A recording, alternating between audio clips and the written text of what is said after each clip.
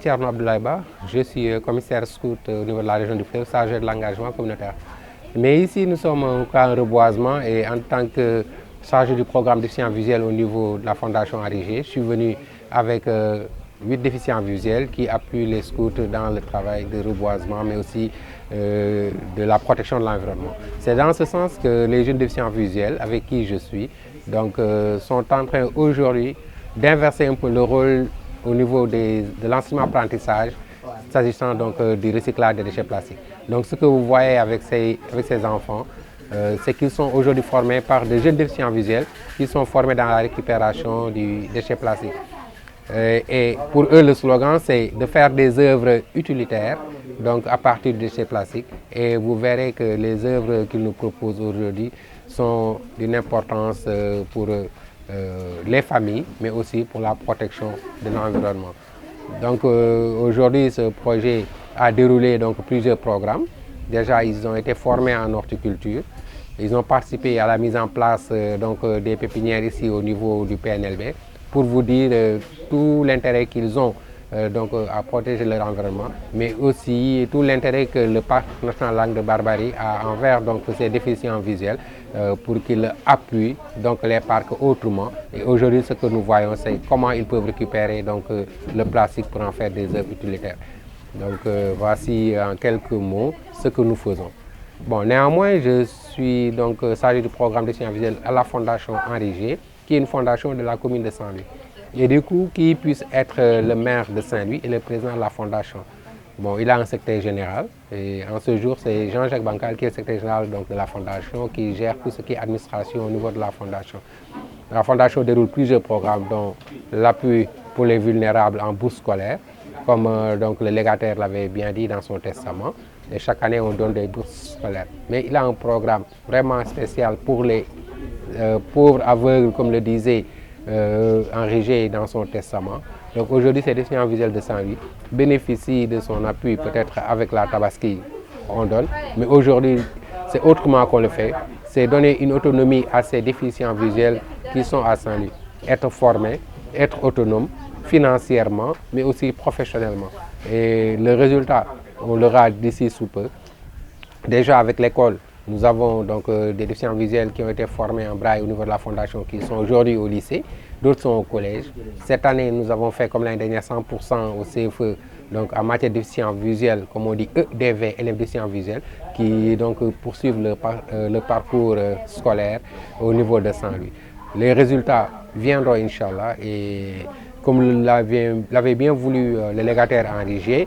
appuyer des pauvres aveugles. Demain, nous verrons que ceux qui ont été appuyés seront là pour appuyer la communauté. Et c'est l'expérience qu'on est en train de dérouler aujourd'hui. Si on voit les déficients visuels former des enfants de Mouyit, des jeunes de Mouyit sur la récupération des déchets plastiques. Et voilà en quelques mots ce qui nous a amené ici et participer à ce camp du 27 au 30 au niveau de la Langue de Barbarie. Chaque année, nous donnons des reboisement. Il y a aussi des centre bi nga xamante ni ay xale silmaxa ñoo fa nekk donc ñu leen di former pour ñu mën a jàngi wala ñu leen di former pour ñu mën am formation professionnelle ba mën a autonome ci seen àdduna. Tey loolu indi ñu gis fii ci camp bi aussi ñu invité xale déficients visuels yi nga xamante ni ñu ngi ci centre bi nekk sud muy le centre Henri. Centre boobu tey formé na ay déficients visuels ci li jëm ci horticulture, formé na ay déficients visuels ci li jëm ci protection de leur environnement. Bokk la ñi nga xamante ni jóge nañ fa tey dugg ci école ñii ñi ngi lycée di jàng ñii ñi ngi au collège ñeneen ñi comme ren ni ngeen ko gisee on a fait 100% comme l'année dernière ci résultat CFE yi. Donc pour dire quand même que li nga xamante ni mbëbatoon nañ ko wala sumboon nañ ko te lii lañ ci njortoon ñu ngi koy def. Mais li ci gën a neex mooy ñoom dañoo jóg aussi pour jàppale seen environnement ba tax parc Langue de Barbarie invité leen pour ñu bokk ci activité bi nga xamante ni activité environnementale la. Environnement nag xëy na reboisement mu ngi ci waaye sàmm sa environnement da cee bokk te sàmm sa environnement nu mu ci bokkee mooy am na li nga xamante ni tey xam nañ ni déchets plastiques yi day lor garab yi day lor jur gi donc ñu indi ci pexe ba nga xamante ni dañ ko waroon a sànni xale yi mën ko jël récupérer ko def ko œuvre yi nga xamante ni c'est des œuvres utilitaires. Moo tax tey ñu gis ni silmaxa yi nekk Ndar amoon nañ ci pexe doon créer œuvre te œuvre yooyu lay ñëw jàngal ko xale yi muy ba xëy na mbuus li ñu du naaw wala du lor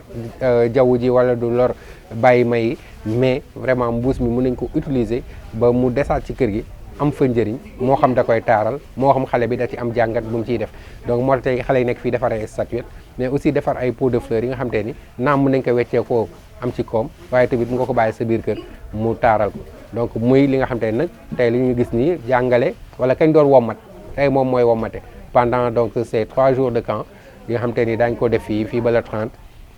ñoom ñi nga xam te ni ñoom lañ daan wommat tey ñooy wommat xale yi muy won leen nu ñuy donc defaree des œuvres utiles et utilitaires parfois même économiques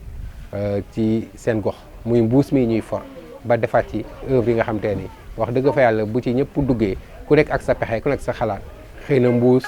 dina wàññeeku incha allah fii ci mim réew donc vraiment loolu la ñu fi indi woon donc jóge ci fondation Henri G bi nga xam te ni am na ay programme muy déroulé ndax man fondation ba programme déficient visuel laa yor waaye am na nga xam te dañ koy def jàppale ko xale yi jàng xale yi néew doole wala jóge ci kër yi néew doole wala ñuy dund ak ay jàngoro ñooñu chaque année daal leen jox seen bourse scolaire jàppale ko daf nekkoon bëgg-bëggu légataire bi naan Henri G fondation bi nekk fondation képp ku mu nekk maire Ndar yow yaay président fondation wu Henri G donc muy une fondation de la commune de Saint-Louis looloo tax au-delà des bourses aussi dafa am un programme déficient visuel bi nga xam te ni man lañ ko dénk foofu ba taxee te link bi am entre le scoutisme les parcs ak déficient visuel yi fa nekk mu xaw a yomb donc du coup silmaxa yi fa nekk tabaski bu ne daañu leen jàppale waaye dañoo fexe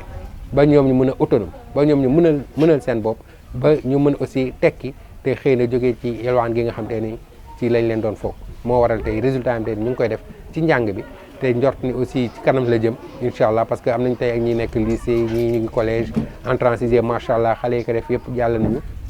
ñu leen di ñaanal ñu continuer ba ëllëg ñoom ñu wëlbatiku di jàppale nit ñi ginnaaw légataire dafa wax nañ jàppale pauvre aveugle yi waaye ñoom tey wane nañu ñoom sax mën nañ jóg jàppale askan bi mooy jàngale bi ñu fi am nii xale yi silmaxa yi nga xam te ni day jóge Ndar ñoo fii fekk si xale yi nga xam te ni ils sont dits normaux fii à Mouride di leen former ci recyclage déchets plastiques donc muy vraiment suñu apport ci protection de l'environnement di vraiment suñu apport aussi ci li nga xam te ni xëy na nguur gi namm na ko ci setal réew mi namm na ko ci njàng ak njàngale ñu teg ci suñu baaraam rek bu xëy na bu si ñëpp tegee baaraam mu mat loxo ba ñoom li ñu bébét mu daal jëm kanam